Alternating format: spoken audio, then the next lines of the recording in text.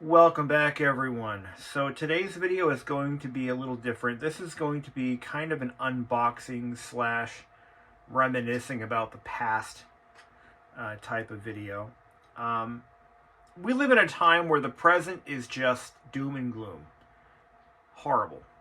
And it seems like everywhere we turn, there's something horrible happening. And I feel not only that, but technology has invaded our lives in ways that are just, we'll never know the full ramifications of that for years to come. We have no privacy, no expectation of privacy. Technology is ruining the human experience. It really is. And it all started to the extent that it is now. And this is my opinion. Okay, so I have my opinions, and this is mine. I grew up in the 90's. I was born in 84. So the bulk of my childhood, almost all of it, was between 1990 and 1999. By 2000, I was 16. I had a license and a job. But as a carefree kid, I grew up in a time where it was kind of the last. We were like the last generation, or the last age group of kids to experience life before the internet as children, and we were still using analog technology for a lot of our daily activities. Cassette players played into this because cassette players are what we used to trade music. The kids I grew up with, they all had cassette players, cassette recorders, and we would make mixtapes and share them. We would make, as younger children, we would pretend that we were radio station DJs, and we would make fake radio shows. And we kind of had a little bit of innocence that today's kids will never know. And it's gut-wrenching, because I'm seeing it every day. It gets worse and worse every day. Every time a child signs up for a Facebook account, or an Instagram account, or a TikTok account, the human experience dies a little bit every time.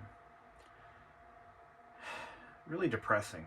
Let's try to make some positive out of this. I was fortunate. I was fortunate to grow up when I did, because while we grew up in the thick of stranger danger, and our milk cartons had pictures of dead kids on them, I mean, we were children, but we knew, even then, as 13-year-old kids, they're never going to find little Jackie Smith. She ain't coming bounding through the front door. We knew that. But at least America's dairy corporations had some positive outlook on the whole thing. But we grew up at a different time. We had privacy. We could disappear off the radar and no one would ever find us as kids. We could haul off into the woods. Our parents didn't have those electronic leashes known as smartphones, where they would always know where we were. Social media did not exist. The closest thing we had to social media at that time would have been, and this was only for wealthier children, they would have had maybe AOL chat rooms, or Prodigy chat services, or BBSs. But only the wealthier and more tech-savvy families had access to those, and the average kids. I grew up in a trailer park. We didn't have that. No one in my community had a computer in 1995 or 96. It wasn't until later that we started to, as you say, modernize. But as it came to our entertainment, we still depended on cassettes. Of course, CD players were a thing. I mean, I got my first CD player in Christmas of 94. And I still use cassettes well into the early 2000s for portability and in my car. And yeah, I depended on them. But like most kids my age group and older, we had the cassette recorders that we usually started out with these things. And we did those stupid fake radio shows and making mixtapes, and it was an innocent and honest way to entertain ourselves. We didn't have, those little nanny cams in our houses that were hackable by people in Russia. We didn't have that stuff. Like, there was a time before this all existed, and we didn't realize what was to come and how bad it would be. It's just, thinking about it just makes me sad. And maybe that's why a lot of folks my age are so into retro technology. And so many younger kids, too. A lot of younger kids are starting to realize, and they're waking up and they're seeing that, oh my God, I'm being tracked by 100,000 companies who I don't even do business with. And I'm not seeing a dime from that. Aside from a free Instagram account or a free Facebook account. But is it really free? It's not. Today's unboxing video is kind of an interesting one for me because the last time I saw one of these, this particular model, was around 1996, 97 maybe. And I'll tell you all about this model of cassette player. So let's get on with it.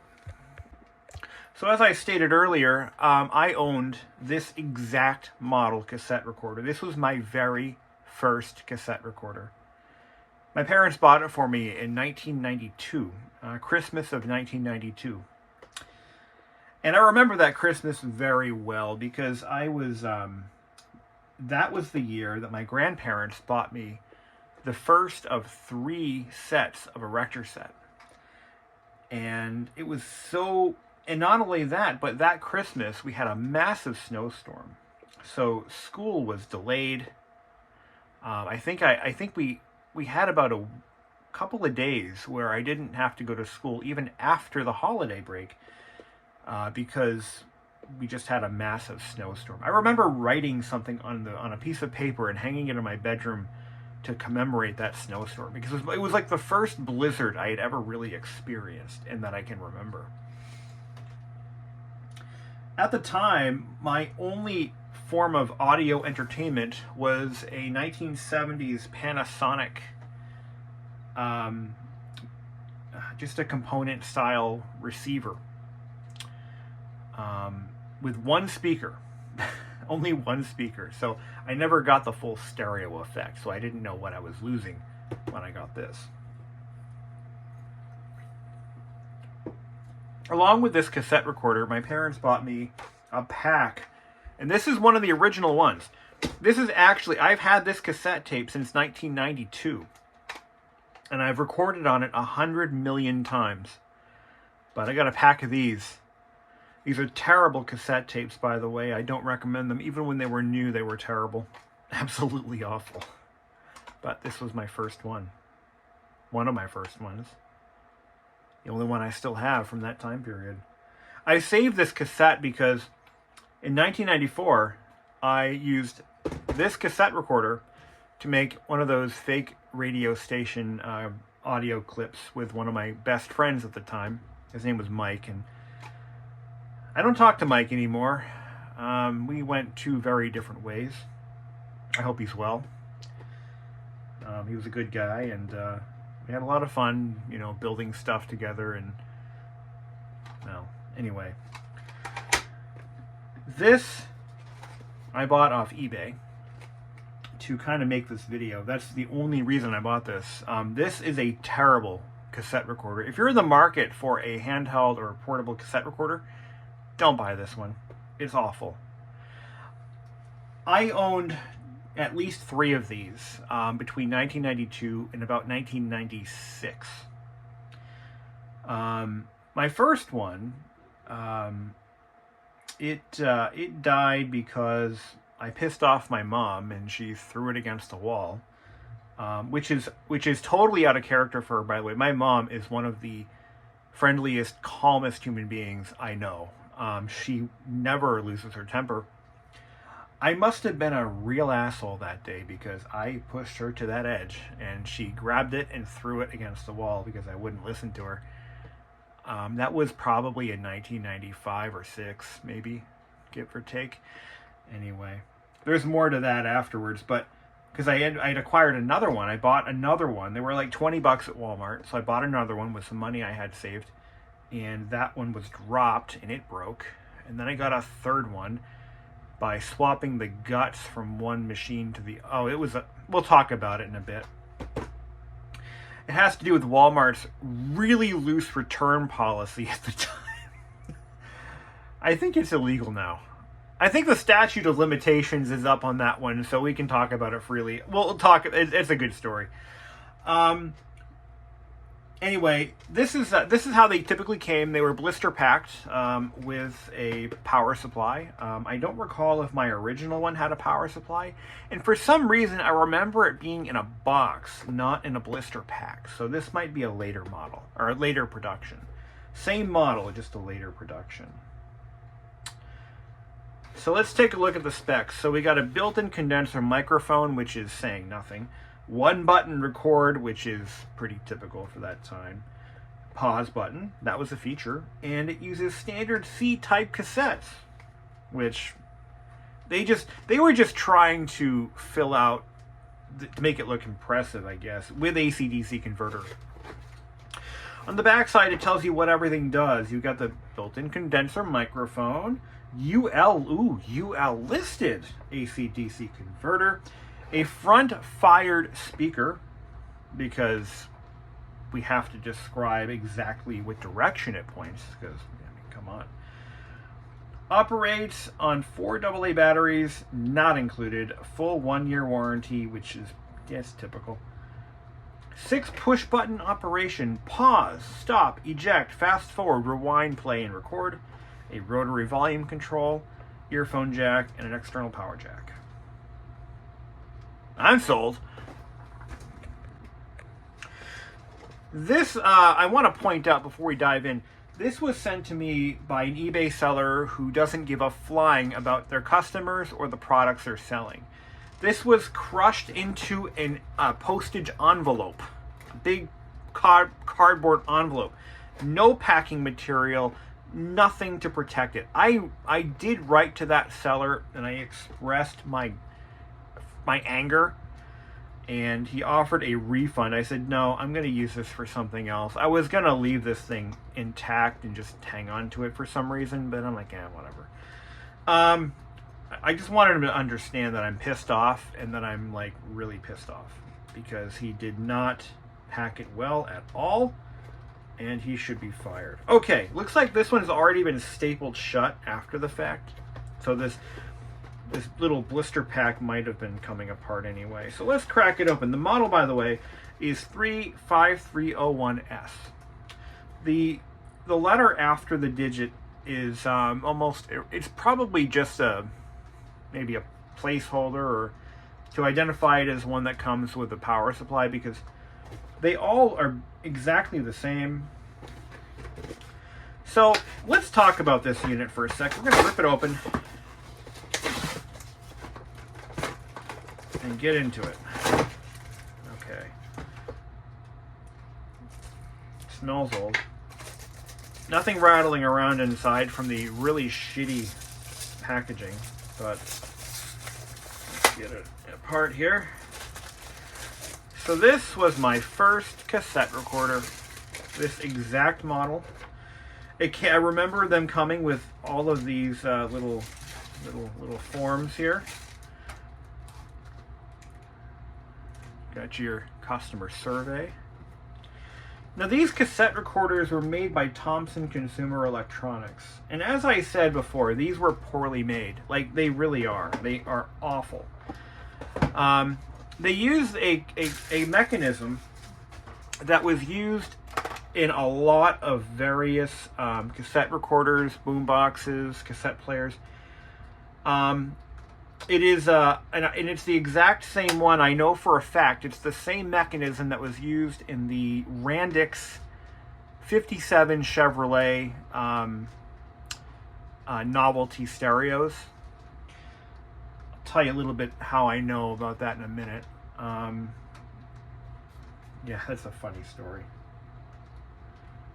So, My mom, love her to death. She broke my first one.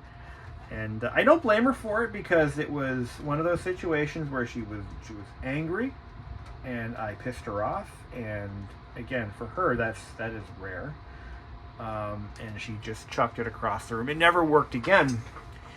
So I had to buy another one, and she was not offering to give me money for another one. So, or maybe she did. Maybe she did. Wow, this thing is infinitely cheap. Again, 20 bucks is what these... I know that for a fact, because I remember actually buying my second one. But 20 bucks at Walmart, and this is what you got. Let's open the battery compartment. So it takes 4 AA's. Now notice the quality here. So we've got, looks like some tooling marks right here. It's kind of shattered a little bit. It's not broken, it's just very poor quality tooling. It feels cheap. Date code 1540G. I don't know what that means. No idea. But this is probably made in about 94, 95, 96.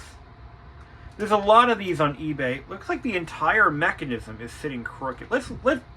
Before we turn it on, I'm going to actually crack it open. I'm a little worried here. I think it might have taken an impact from the shipment process.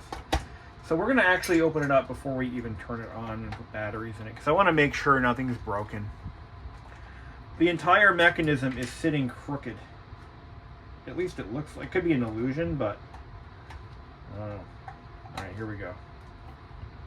So let me tell you this story.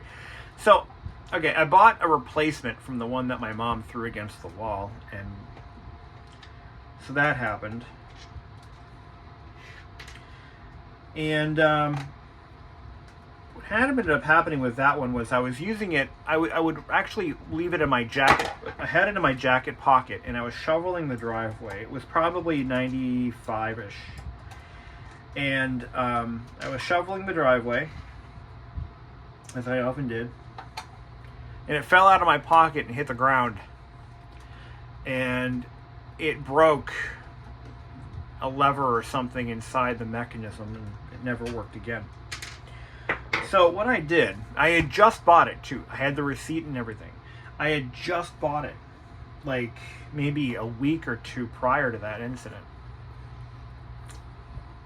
So I took it apart, and I'm thinking, all right, I'm going to either fix this or whatever. So I took it apart, and I noticed that it had the same mechanism that was in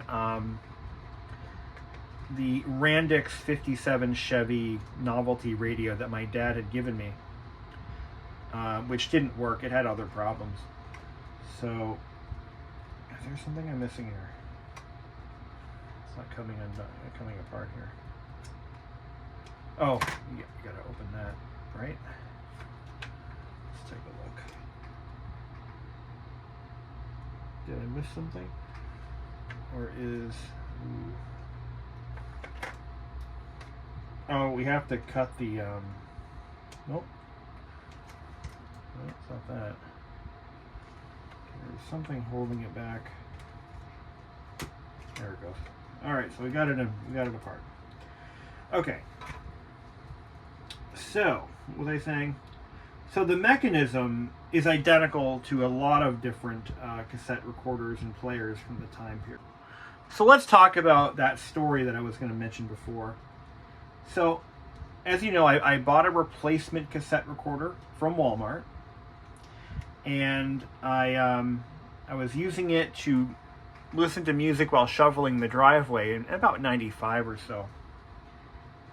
So I did that, and it fell out of my jacket pocket and hit the ground. Something internal to the mechanism cracked. There was little bits of plastic everywhere.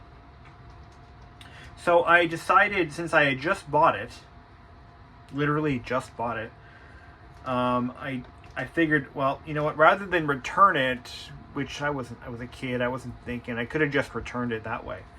So what I did was, I took the mechanism out, and I found, I actually had another one from some other cassette player that I had worked on at one point, because they all use the same mechanism at the time. I don't know who makes this mechanism. It doesn't have a brand on it, but it's pretty much universal.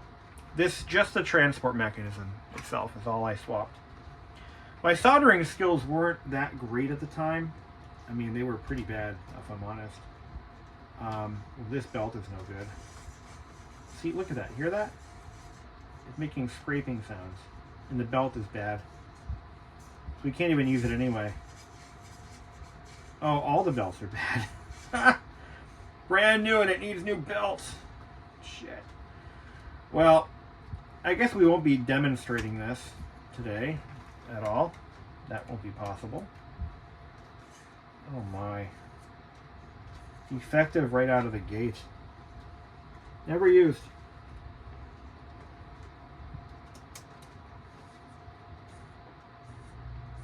Oh my god, this thing is so poorly made.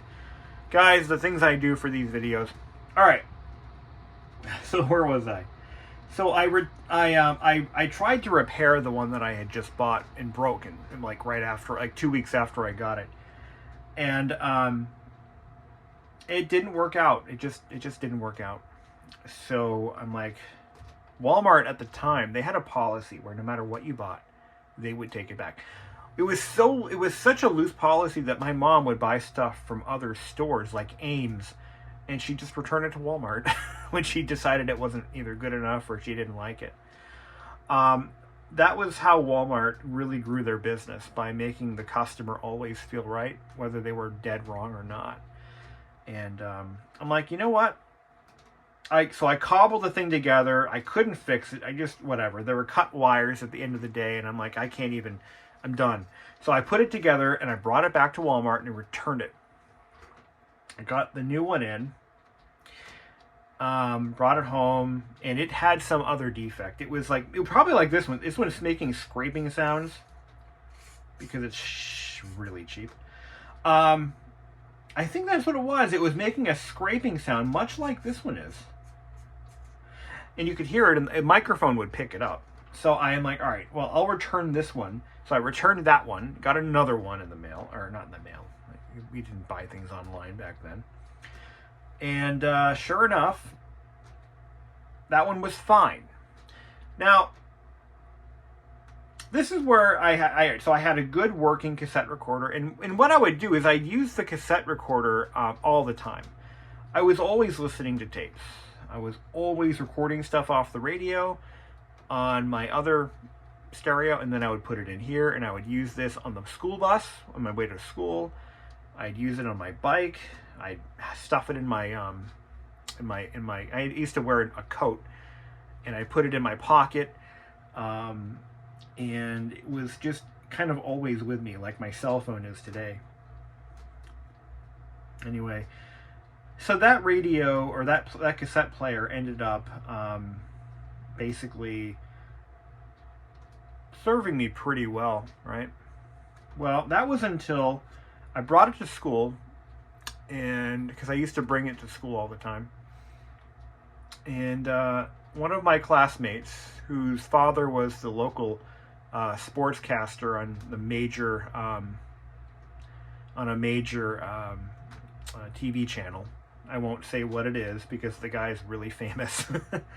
His son decided to walk up to my table, because I knew him very well, and we weren't friends, but you know, he was just a douche. He grabbed my lunchbox, which had this cassette recorder in it, and he threw it on the roof of the middle school. This was in 8th grade, I think. Maybe 7th. I think it was about 7th grade, actually. And I never saw it again. In fact, it probably isn't up there anymore. I'm sure somebody's cleaned it off, but he threw it on the roof of our school. And that's the last time I saw one of these. So, as far as this one goes, it is defective. Probably from the factory. I'm hearing a lot of scraping sounds. And part of that appears to be, let's see, if I put a tape in here, does it do anything? I don't have a belt this size. I might actually have one. I'm gonna look. But it needs a belt. It needs two. There's two belts in here, and they're both really bad, really loose too. Yikes! If I put a tape in there, does it do anything? I haven't actually never listened to this. It looks like there's a pin riding up against the flywheel on this thing, and I'm wondering, playing at tape. No. Let's see.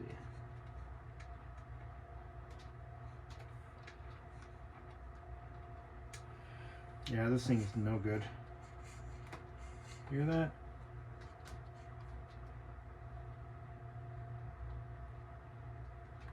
Well, one of the failure modes that I found with this cassette recorder was literally a scraping sound that would develop as the unit aged, and I think I figured out what that is. There is a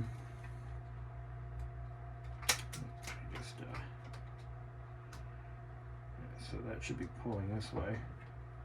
Press play. Yeah, because the belts are so bad.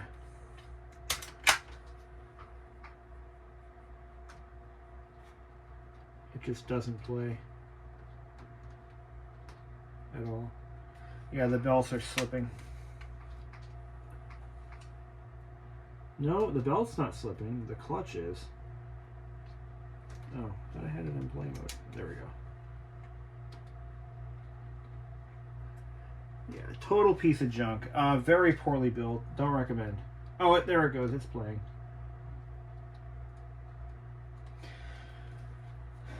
All right. I may have a belt that size. Hold on. All right, so an 8.6 belt does fit. So that's something.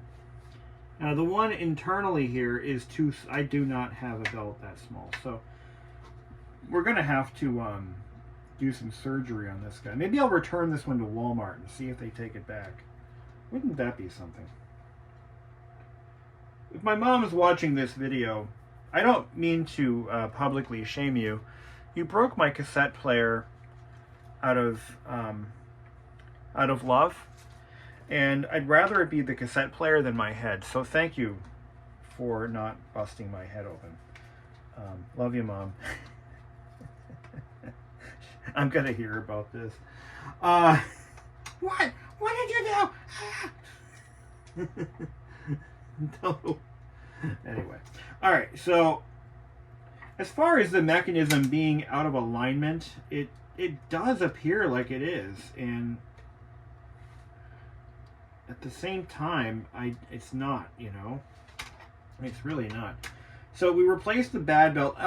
In all actuality, an 8.5-inch small belt should fit. This one doesn't slip, so I think I'm good. But you can just tell. Let me give you guys a close up here. Look at how bad the quality is on this thing. It's like worn tooling. The flywheel is not perfectly straight. I mean, this thing is built pretty bad, and this is built in the mid-90s. Look at how everything is just hot melted together. You just take a plastic post and you just melt it down to hold the speaker in place. No production date of any kind. It's got one electrolytic here that's never been used. It's still fine. That scraping sound, I don't know what that was, but it went away. It does have a belt brush. For what reason, I don't know. Maybe just to keep it clean. I don't know how dirty it's going to get.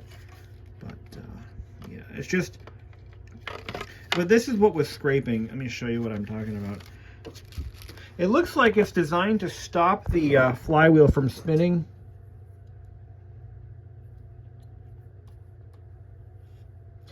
It's this little pin, little spring-loaded thing down there. I don't know what its purpose is or why it's positioned there. It doesn't seem to have a purpose at all.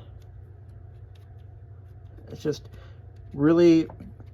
This is what was making that noise, by the way, in all of my... You know what? You actually can hear it in this cassette tape. This is a cassette tape that I actually recorded, as I mentioned earlier, in 1994, when my cassette player was 2 years old, and you can hear a scratching sound in it, in the tape, because it was picked up by the microphone, which is right here. Maybe this is why I bought this. I wanted to see why they kept failing. I had other issues too. One of the problems that these would develop is you press play, and it would just shut off.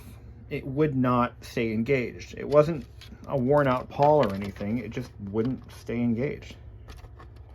Buying my crappy childhood electronics just to see how bad they really were. That's the BBISHOPPCM way. This is fun. Another problem with these is they were very sensitive to cold weather. So what I would do, I had to wait outside for the bus, you know, going to school and everything. You know, around 4th grade or so, I would, let's see here, which screw goes where? This is the game we play. So we got 3 different screws. Let's see which one goes where. We got this little one here, skinnier one. Let's see if we can figure this out. Another thing I didn't really consider was the rubber on the motor mounts. Is it perished? No, I think it's okay. The fact that they even bothered to put rubber bushings here is surprising because it doesn't do anything. This thing has so much noise. We're also going to check the speed. Now in this one you can't adjust the motor speed while it's assembled. And it's got a Mabuchi motor, surprisingly. They actually sprung for the Mabuchi motor. That's impressive. Like I said, I think the we're gonna wing it. So as I was saying, I would bring my cassette recorder onto the bus and listening to whatever music, you know, I found and pop it in there. But on cold days or cold mornings, it would crackle. It would sound awful, just awful. It just couldn't do it. It just did not have the ability to play in cold weather. And so when screwing in coarse threaded screws into plastic, you want to back it up until you hear a bump and then thread it in. And that is how you avoid damaging threads.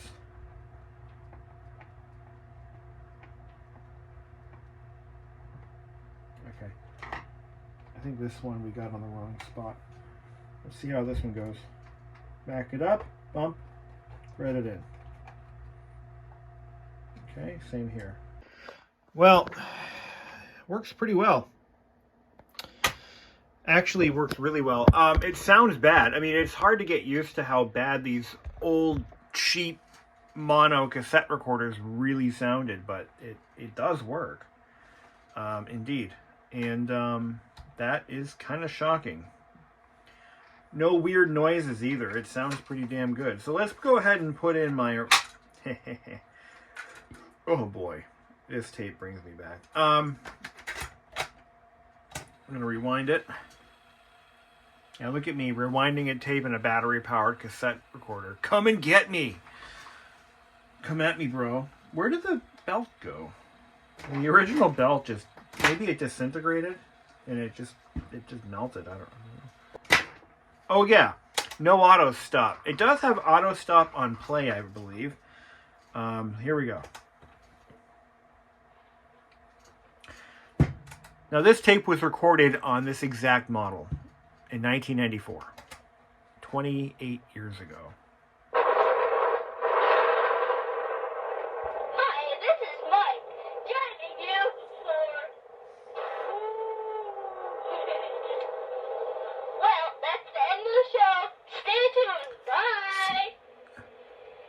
That was my friend Mike. I'm in here too, I assure you.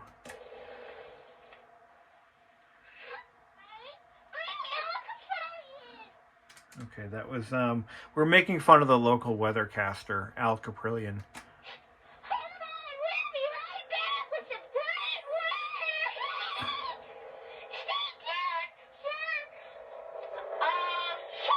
Now, I'm in the background. They had this old piano in their basement with the covers removed. And what we did was we put this cassette recorder inside the piano and just hammered on the keys because we were 10. And let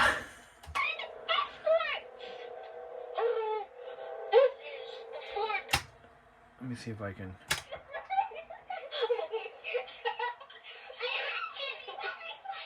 That's me.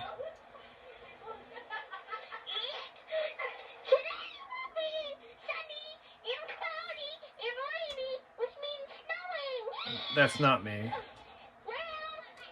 Let me see if I can.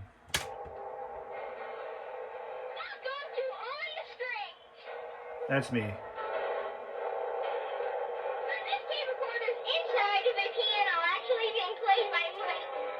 Yeah, that's me.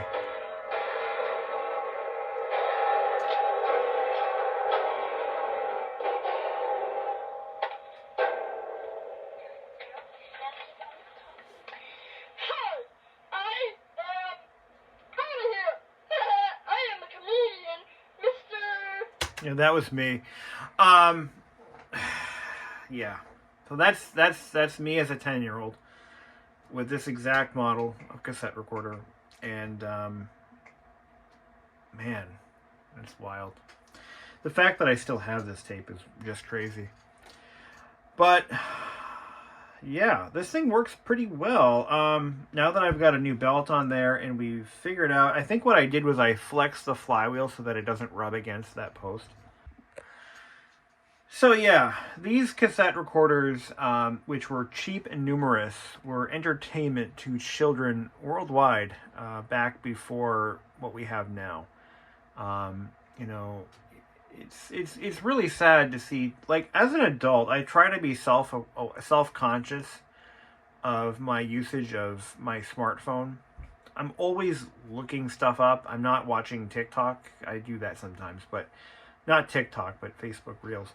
But the point is, it's just sad seeing kids not really interacting with each other and just zoning out on their phones. I'm really starting to sound like an old man yelling at a cloud, but it's just back then we would get together and we would just play board games. We would and I can't tell you how many times as a young kid I would just all the neighborhood kids would get together. We'd ride our bikes through the neighborhood, and we lived in a pretty safe neighborhood. It was a trailer park, but it was a nice one, and you know, we really didn't have anything to worry about that we knew of, and we were always on edge because of the whole stranger danger thing that was becoming a little bit much. One kid gets picked up delivering newspapers 5, 6, 7 states over, and suddenly everybody's got to lock their kids up.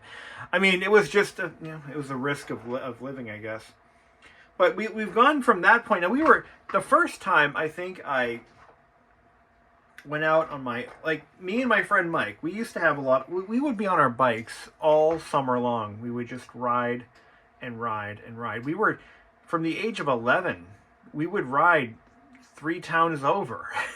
I mean, we were exploring abandoned buildings, trespassing as children, stealing soda from soda fountains.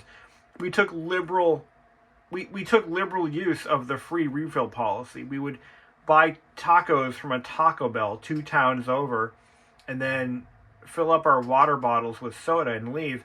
And then we would do the same thing again without buying anything. We just walk up to the soda fountains and fill them up. And no one ever bothered us. No one ever bothered us. We were breaking the law. We didn't even know it. We thought soda was literally free. We didn't realize there was a cost associated with it. Or that, or we were willfully ignorant of the law.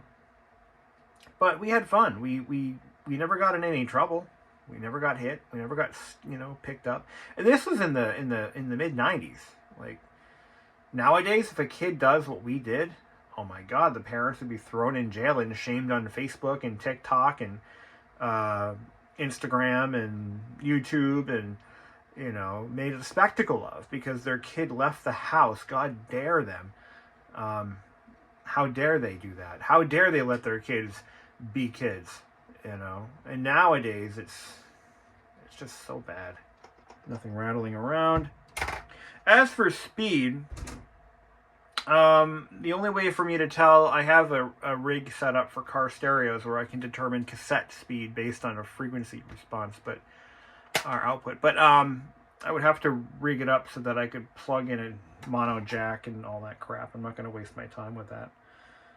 The other way to do it is using a microphone or using a smartphone, but it doesn't matter. The speed sounds okay for what it is. The wow and all right, so let's take a look at the manual. Let's get into the weeds here.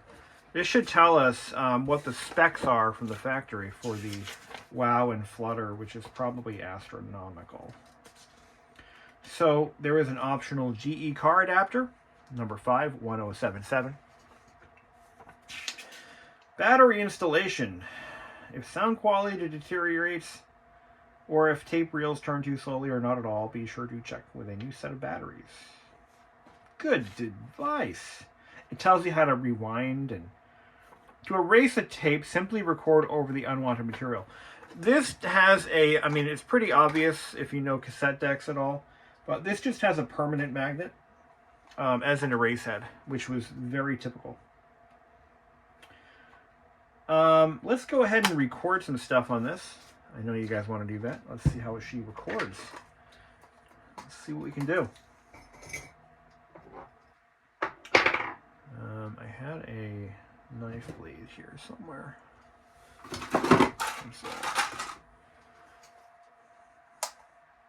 Put a brand new cassette tape in there, and we will record something.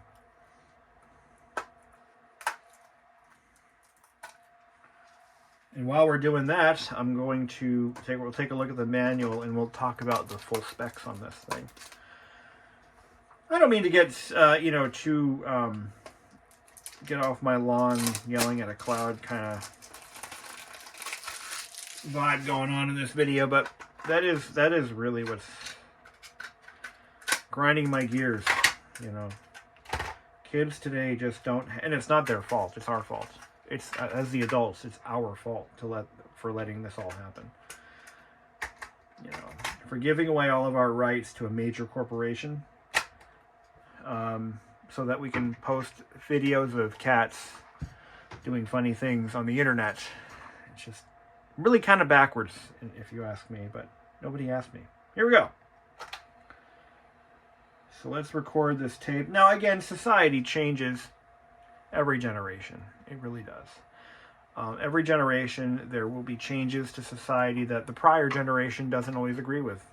And that's been going on since humankind has even, for as long as recorded history anyway. Something to think about.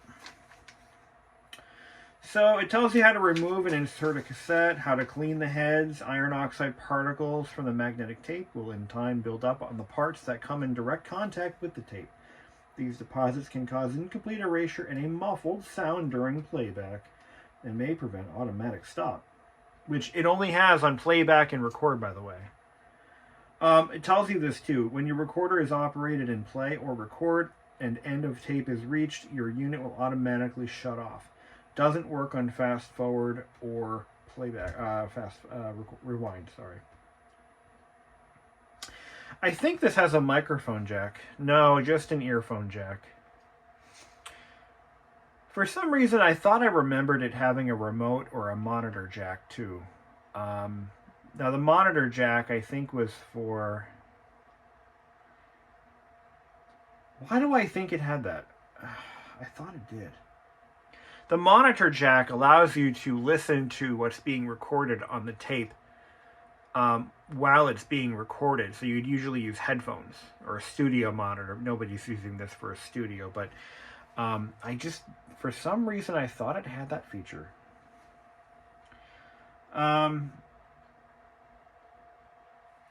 For private listening, use optional stereo headphones with the stereo to mono adapter. Okay, yeah, we don't have that. I didn't even have that as a kid.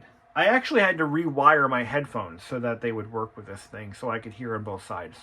Seriously, I did that at least once. Oh, okay, it is, yes, variable monitor. With headphone plugged in, you can monitor what is being recorded on your set. Volume can be adjusted to the listening level you prefer. The built-in automatic level control will set the record level for optimum recordings regardless of volume setting. So it does have a monitor built in, it's just not labeled. Okay, now we know. Preventing accidental erasure, service literature. No one's sending this to GE for repair, guys. I mean, I admire your optimism, but nobody's doing this. This product should be serviced only by those specially trained in appropriate servicing techniques. Guys. You and I both know what's happening. When this thing gets sent in for repair, they're throwing it in the garbage and they're just pulling another one from inventory. That's probably where all these came from. If you go on eBay right now and you're going to look for this model number right here, and the 35301S, and you're going to find 100 million of these for sale. Where did they come from? Like, did somebody find an abandoned Walmart in the woods that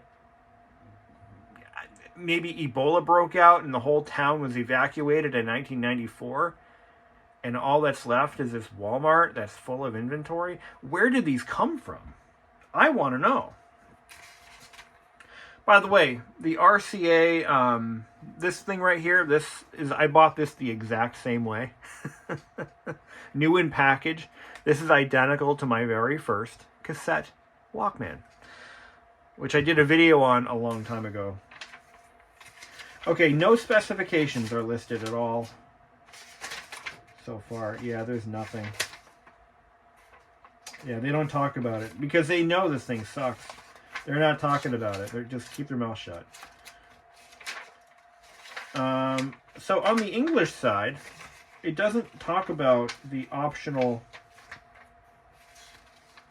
accessories. No, is that just... That's just in the back here. Okay, I see. Accessory order form. I wonder what would happen if I tried to order accessories. So you could buy, right here, the transcription headphone for $9.75. Car adapter was $14.85. Stereo headphone includes 1/4-inch adapter and 3.5 mono to stereo adapter, $17.95. And you could buy a battery door for $3.05. Shipping and handling, $5 on every order. And there's a list of the accessories that you could get for this thing. That's crazy. 1-year warranty. By the way, in case you're wondering, that 1-year warranty is null and void. This thing is way beyond warranty coverage. I want to fill this out, though. Product registration department. Let's see what we got here. Oh my, according to this, I'm a high earner. I'm like, wow. People didn't make any money back then, did they? Back then, in 1990, was this revised in 93, 94? Revision 1? 9403. That's probably when this was revised. One more story I want to talk about with my cassette recorder that I once had is I used to listen to a lot of Bible tapes on this thing. Back then, my great-grandmother was extremely religious. She was really into God and stuff. And she sent me a whole bunch of Bible tapes one year, probably in the 80's. And when I got my first cassette recorder, my mom gave them to me and said, here, have fun. And they were really good stories. It was I actually found them online, and they're not cheap. It was Pastor Dan, is it Bexler or Betzer? And he had, it was a show he created, and you can still buy them. And they tell all the basic Bible stories, all the hits. but for children. And the idea is you've got the host, Dan, and his puppet, Louie, who is actually a wooden dummy. You don't see the dummy, it's just imagined. And so he had, you know, two different voices. There was the dummy and then there was him. And they were very entertaining. But one of the things I learned from those tapes was how much I really disagree with Christianity, even as a young kid. Like, it was kind of horrifying, you know. Anyway, just thought I'd throw that in there. But anyway, here we go. Let's hear how it records. Let's rewind that. So I yammered on for like 20 minutes, and let's see. I burned through a lot of tape, actually. Let's see how this goes. Should we put Bluetooth in this?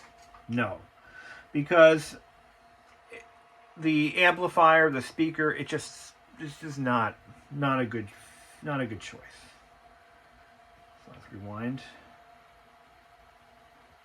Actually, before we do, I want to try the auto stop on this.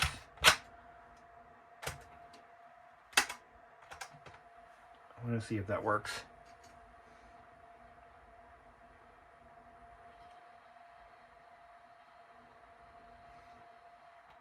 It does. Okay, good. All right, press play. Society changes every generation. Every generation there will be changes to society that the prior generation doesn't always agree with. And that's been going on since humankind has even... It's pretty bad. As long as recorded history, anyway. Something to think about. So it tells you how to remove and insert a cassette, how to clean the heads, iron oxide particles from a magnetic tape will in time build up on the parts that really bad contact with the tape.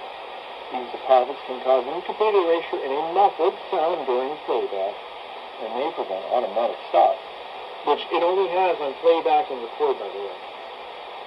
It tells you this too. When your recorder is operated in play or record and the end of tape is reached, your unit will automatically shut off.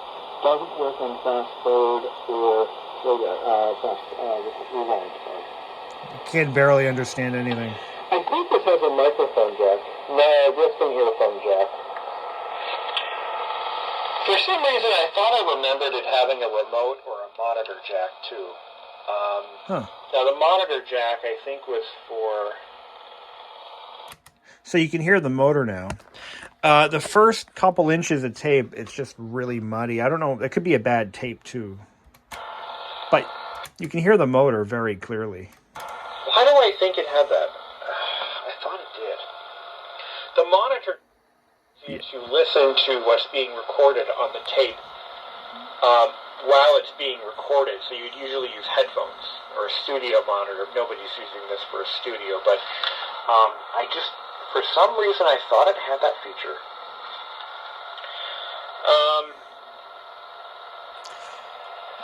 For private listening, use optional stereo headphones. It's not terrible. With the stereo to mono adapter.